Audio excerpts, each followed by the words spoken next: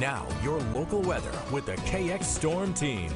It's 6:46. Welcome back. Well, Amber keeps talking about this cleansing rain. I just love the sound of a potential cleansing rain. Yeah, but some of us could see that. Some could get missed. It's going to be a very scattered rain. That's typically what we see with these systems. But I do want to talk about the possibility for thunderstorms later on today. Now, I don't think we're going to see anything severe. And I want to show you this map because this shows you where the severe potential is. And that's in Texas right now. We just don't have that kind of atmosphere in April, or at least right now, to see severe weather. We've got the possibility for thunderstorms. So this is from the Storm Prediction Center, and it matches up with my forecast as well. That's why I'm showing it to you. Down towards the southwest, maybe enough instability later on today to see a little bit of lightning, maybe a rumble of thunder or two. Again, nothing severe at all, but we've got this sort of kind of highway of moisture here moving down Highway 94, and a little more moisture moving in from eastern Montana. Really not doing anything for us, just a few sprinkles out there. That's pretty much the extent of that. We do have some fog that's become a problem in the Highway 2 corridor down to around 3/10 of a mile and a half a mile in visibility in Minot and into Rugby. And so if you're traveling down Highway 2 or anywhere in that Highway 2 corridor up towards the Turtle Mountains, just know that the fog has gotten pretty dense in some areas. But the temperatures are all above freezing here. We're 39 in Bismarck, 36 in Minot, some 40s in the southwest, 41 there in Dickinson, and the wind speeds are light and variable. So these wind speeds will stay light today.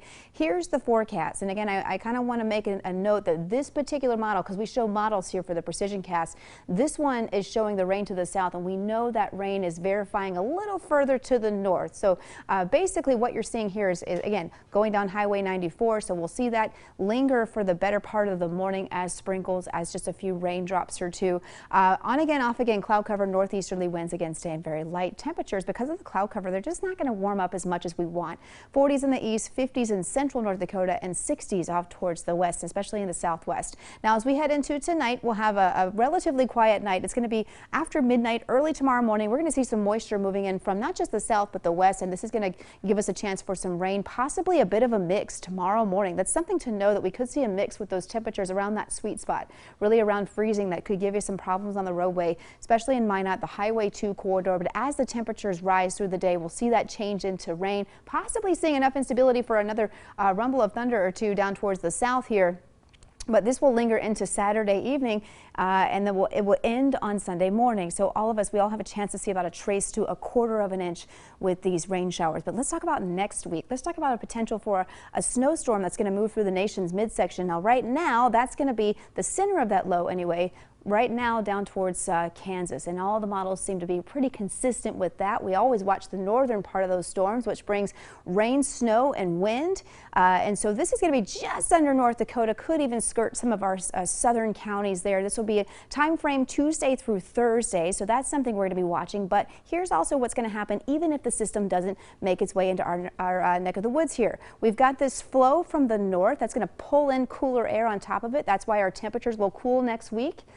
So it's not just the cooler air, but an upper atmosphere low that's kind of keeping this low at bay, keeping this storm to the south of us. Now, if this shifts to the north a bit, and we'll be watching it, that could change a few things. We could see maybe a little snow for the I-94 corridor. Things always change. We're still several days away. But here's the Dickinson 3-day forecast.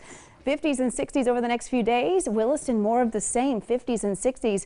But highs today across the state are much cooler in the east. We've got a lot of mid-40s there down Highway 52 into Harvey. Animus, you'll see some 40s today as well. Minot, here's your 7-day forecast. We've got a lot of 40s next week, especially the middle of next week, with that system moving through the south like that. So again, even if we don't see that storm, and I don't have a lot of confidence in that right now, we will see a cool down nonetheless to the 40s. That's not too bad. We're still above freezing, but remember that if that system does shift to the north just a little bit, you know, when you have daytime highs in the 40s, it will be a mix. It will be a rain eventually when we get to the upper 30s into around 40s. So I'm not concerned about having high numbers of snow, high amounts of snow right now. Just a reminder, too, that a system that far away can affect temperatures in a big way around here, too. Absolutely. Pulling in that cool air on the north, again, 40s is why we'll see that next week. All right. Thanks, Amber.